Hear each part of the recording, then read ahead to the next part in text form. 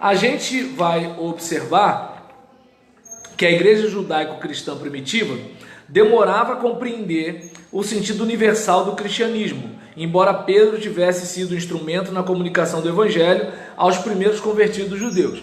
A gente tem Cornélio, a gente tem o eunuco, a gente tem Jesus dizendo: Jerusalém, Judéia, Samaria, confim da terra. A gente tem isso daí.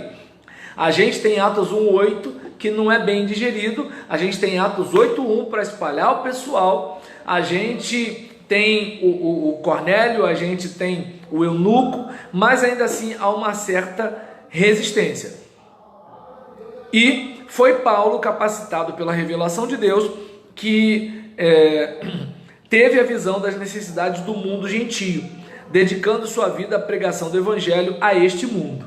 Então, confins da terra ali estava muito ligado ao contexto de Império Romano, que era o domínio do mundo de então, certo? A cada período o império se expandia e conquistava mais e mais, e lembra, política romana, religião judaica e pensamento grego. E isso, de certa forma, contribuiu para cimentar o cristianismo, que começou com os judeus, mas depois foi alcançando os gentios, dentre eles os gregos, certo?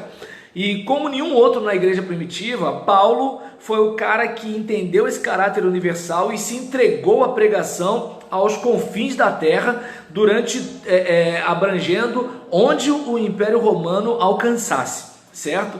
Então a gente vai observar isso.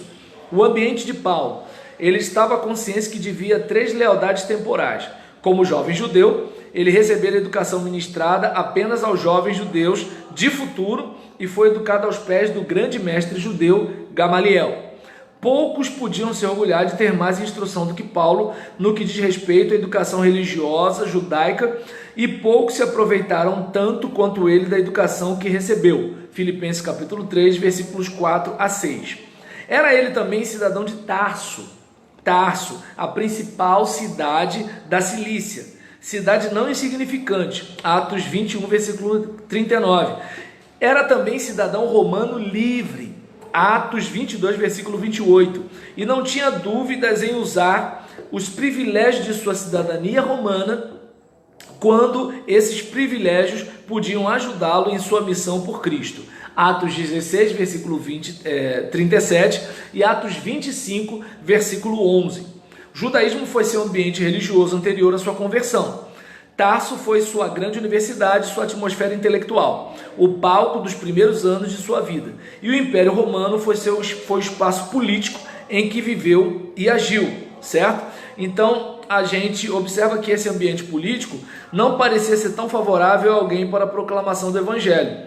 César Augusto provocou a decadência da República, exceto para a política, quando estabeleceu em 27 a.C. uma diarquia em que dividiu nominalmente o controle do Estado com o Senado. Infelizmente, seus sucessores não tiveram habilidade nem moral de Augusto e governaram mal. Calígula, por exemplo, entre 37 e 41 d.C., esteve louco durante seu governo. Nero, entre 54 e 68, sob quem Paulo foi martirizado e a igreja enfrentou sua primeira perseguição, era um homem cruel e sanguinário que não titubeou em matar membros de sua própria família.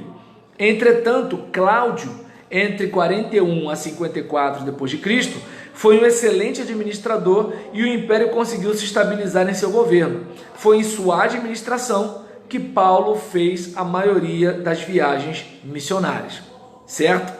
Então, a gente tem aqui uma situação social e moral mais assustadora que política.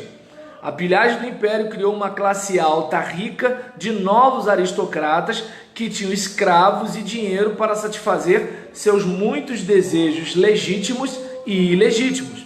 Esta classe desdenhava, de certo modo, a nova religião e viam seu apelo às classes pobres como uma ameaça à sua posição elevada na sociedade.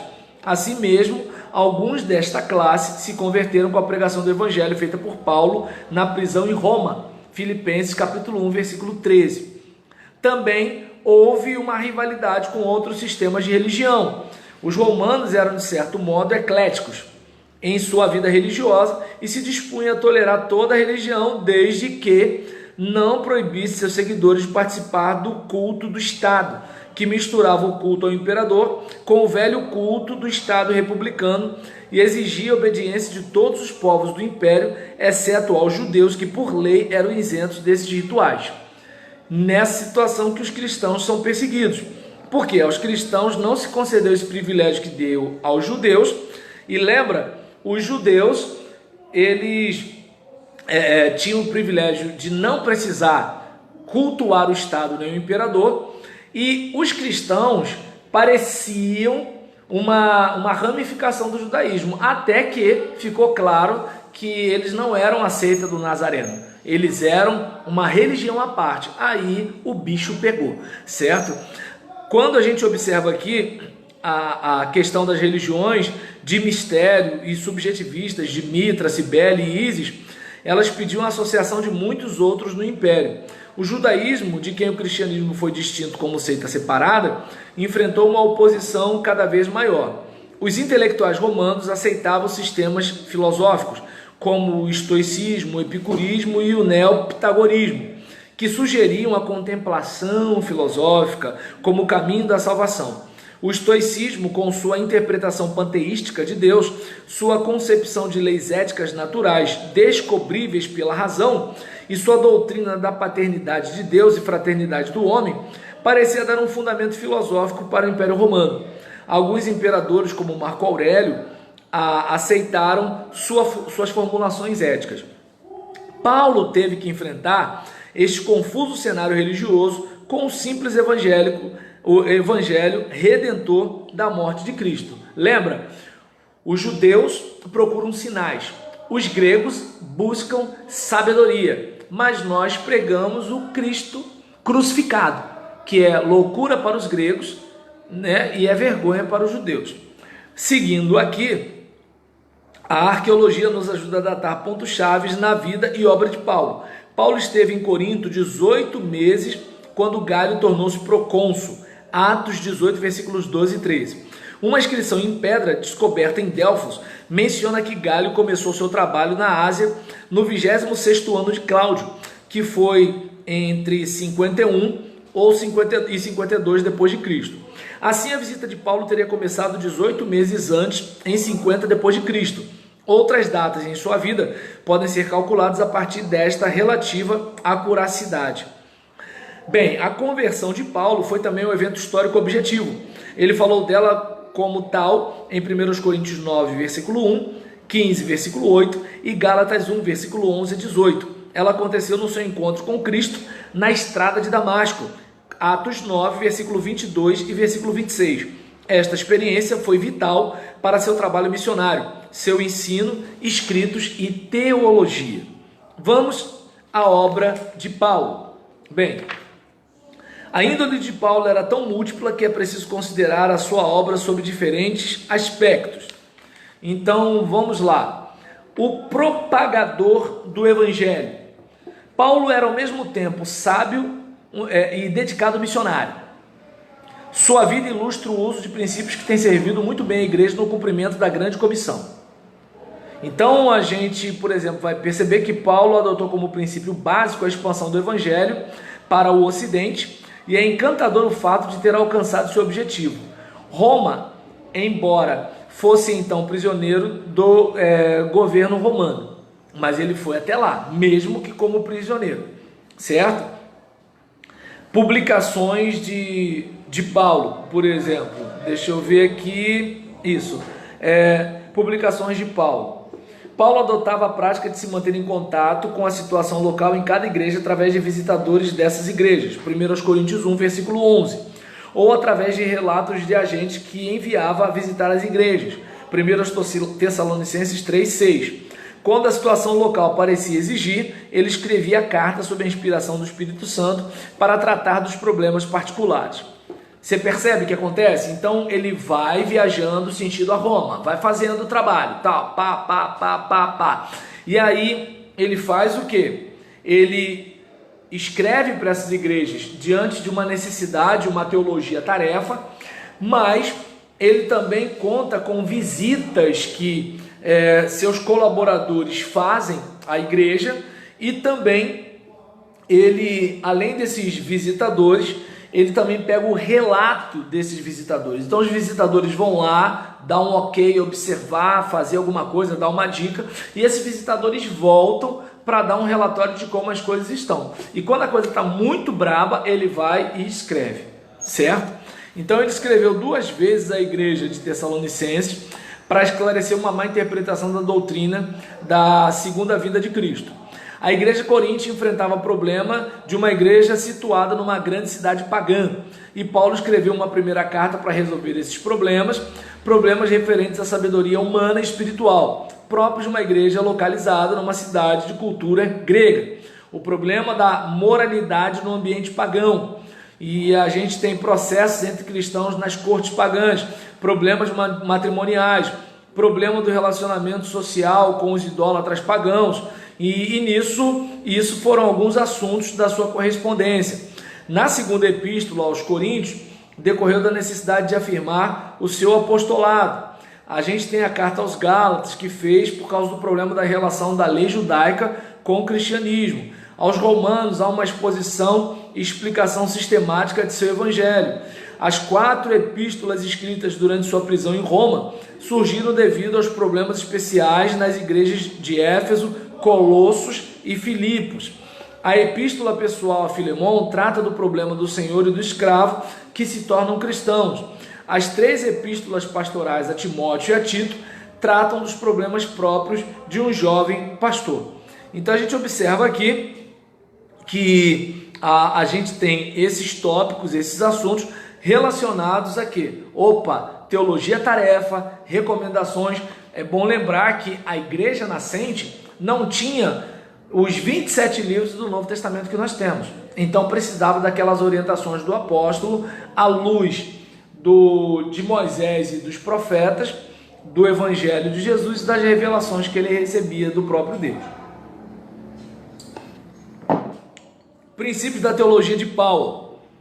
Esse corpo de doutrina não estava, entretanto, em contraste com os ensinos de Cristo, mas antes partia dos ensinos e da morte de Cristo. Paulo entendia que a felicidade e a utilidade eram os objetivos básicos a que aspiram todos os homens. Felicidade e utilidade nesta vida e na futura dependem da conquista do beneplácito de Deus, certo?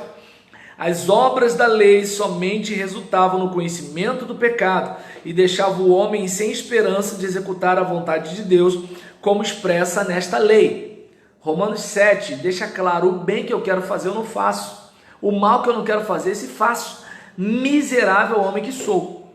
Ou seja, não adianta ter a informação do que é pecado, a questão é ter em Deus poder para vencer essa inclinação que todos temos, certo? Continuando aqui, o sistema ético de Paulo desenvolve-se a partir dessa união pessoal do crente com Cristo pela fé. Essa relação vertical deve ser completada com uma relação horizontal, na qual o crente se une aos irmãos pelo amor cristão expresso numa vida moral.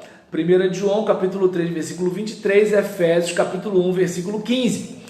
O que se deve buscar então positivamente é o serviço do amor para com os outros e a firmeza quanto à integridade pessoal.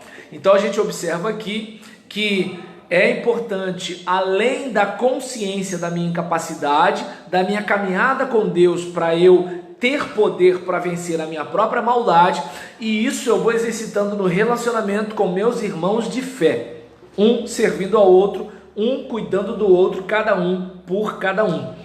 E o que se deve buscar, já falamos aqui. Então esses padrões éticos elevados serviu inclusive para fazer com que o testemunho cristão marcasse posição no período da igreja nascente. Ele rejeitava a teoria cíclica da história, que caracterizava o mundo antigo, e a teoria moderna de progresso evolutivo indefinido, adotando uma interpretação sobrenatural cataclísmica da história que se funda no fracasso do homem não regenerado e no poder de Deus para executar seu plano divino. Lembra aquela categoria de pensamento judaica que é consolidada com o messianismo, com a escatologia e que desemboca no pensamento apocalíptico neotestamentário que a gente conhece hoje. Então a gente tem Paulo como propagador do evangelho, publicador, teólogo e também polemista. Paulo jamais se contentava em simplesmente apresentar o cristianismo. Ameaças à pureza da doutrina cristã levavam-no à luta contra o inimigo. Então, o elogio da obra de Paulo entre os gentios, Atos 15, versículo 25 a 26, Gálatas 2, versículo 9, e a não obrigatoriedade dos gentios de guardarem a lei judaica, Atos 15, versículo 19, foram os resultados imediatos daquela conferência de Atos 15, certo? Então, Paulo era um camarada proeminente. A visita dos judaizantes a Antioquia, ostensivamente com a autoridade de Tiago para pregar a moda antiga, Atos 15, 24, provocou o encontro de Jerusalém em 49 ou 50, a fim de discutir o problema. Comissionados pela igreja de Antioquia e confirmados por revelação, Paulo e Barnabé dirigiram-se para Jerusalém para o primeiro e possivelmente mais importante concílio da igreja em sua história, porque ali ficaria definido: vamos pregar aos gentios a lei ou vamos pregar aos gentios o evangelho, certo? A liberação do cristianismo da observância da lei cerimonial judaica foi o resultado de maior alcance do concílio. O cristianismo não pode esquecer a lição do concílio de Jerusalém. Se isto acontecer, ele perderá sua vitalidade. O mesmo problema foi enfrentado pelos reformadores, que viram que a igreja romana estava exigindo obras humanas em acréscimo à fé como condição para a salvação. Lembra, a salvação ela é pela graça, mediante a fé, mas é pela graça. A fé está relacionada a nós reconhecermos a nossa condição. Agora, isso não significa que nós fazemos alguma coisa para comprar a nossa salvação. Nem as obras da lei, nem a prática de obras religiosas e nem uma suposta virtude faz a gente ganhar a salvação. Seguindo aqui os liberais modernos, palavras de Erwin Kearns, com sua ênfase sobre um Deus alcançável pelas realizações éticas, incorreram no mesmo erro. O problema do concílio de Jerusalém é perene e os princípios que triunfaram são os princípios que se mostraram relevantes através da história da igreja.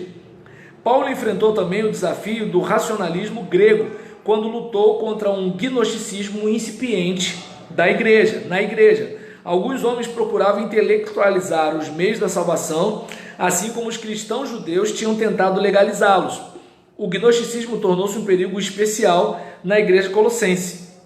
Meio que assim, o saber é que vai salvar. A fé cristã é algo que os iniciados conseguem absorver de modo místico. Então, fica uma coisa parecendo que assim, olha, quem chegou lá é que está salvo. E isso se dá pelo conhecimento, certo? Os gnósticos sustentavam uma filosofia dualística que fazia uma clara distinção entre o espírito como bem e a matéria como mal. De acordo com eles, o elo entre o espírito puro e a matéria má é uma hierarquia de seres celestiais. Cristo é visto como um membro desta hierarquia. Então, existiam emanações até a divindade plena, certo? Os anjos devem receber culto por serem parte dessa hierarquia, como você vai ver lá em Colossenses 2, versículo 8 e versículo 18 e 19. A salvação deve ser alcançada principalmente por atos ascéticos de negação dos desejos do corpo material e mal. Então, por exemplo, vamos lá, seus hormônios não são crentes, então você está fervilhando de desejos por coisas que não agradam a Deus. Aí, de acordo com essa mentalidade, se você pegar o caminho do ascetismo e da negação desses instintos, então, você está dizendo não para o corpo que é mal e dizendo sim para o espírito que é bom, certo? Colossenses capítulo 2, versículos 14 a 17 e versículos 20 a 23. E por uma gnose especial ao conhecimento acessível somente à elite entre os cristãos. A fé é relegada a uma posição secundária neste sistema que serve aos interesses do orgulho humano, ou seja, eu vou para o céu porque eu não bato na minha mãe, eu vou para o céu porque eu não jogo no bicho, eu vou para o céu porque eu não traio a minha mulher, eu vou para o céu porque eu não chuto o meu cachorro, eu vou para o céu porque eu não xingo palavrão, trazendo para o nosso contexto aqui, entende? Não, eu vou para o céu porque foi Jesus quem abriu o caminho e não há outro meio de ir. Eu vou para o céu porque eu fui alcançado pela graça, pela maravilhosa graça que trouxe salvação para mim. Eu não mereço, mas por misericórdia recebi, como diz o louvor. Paulo respondeu a essa heresia pela afirmação restrita da total suficiência de Cristo como Criador e Redentor. Colossenses 1, versículo 13 a 20. Cristo é a plena manifestação de Deus e não é de forma alguma inferior a Deus como algum tipo de emanação. Colossenses 1, versículo 19, Colossenses 2, 9. Somente nessa doutrina sentia Paulo que o homem podia ter a segurança de um Salvador capaz de resolver o problema do pecado.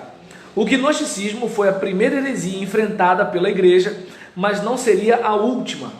O erro perene e geralmente surge pelos mesmos motivos em várias ocasiões.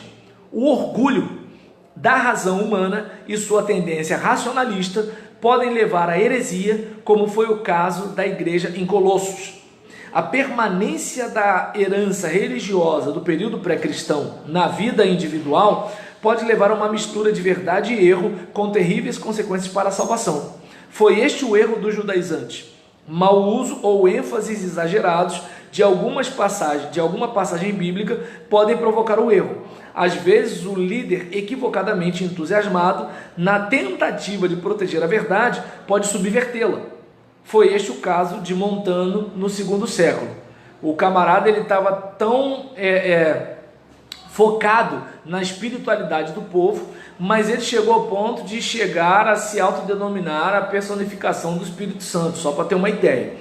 Não surpreende que Paulo, com esta fé, com esta coragem e com uma sólida perspectiva de sua tarefa, tenha sido capaz de levar a mensagem da salvação com as nações gentílicas do Império Romano e fincar a cultura cristã na sua triunfante caminhada ocidental pela Europa.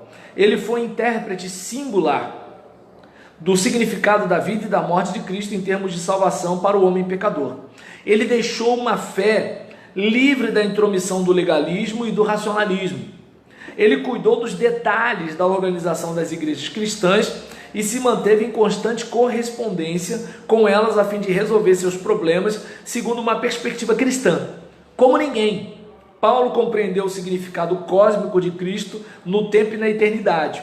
Foi ele que, como o apóstolo dos gentios, Romanos 11, versículo 13, Romanos 15, versículo 16, interpretou Cristo ao mundo gentio.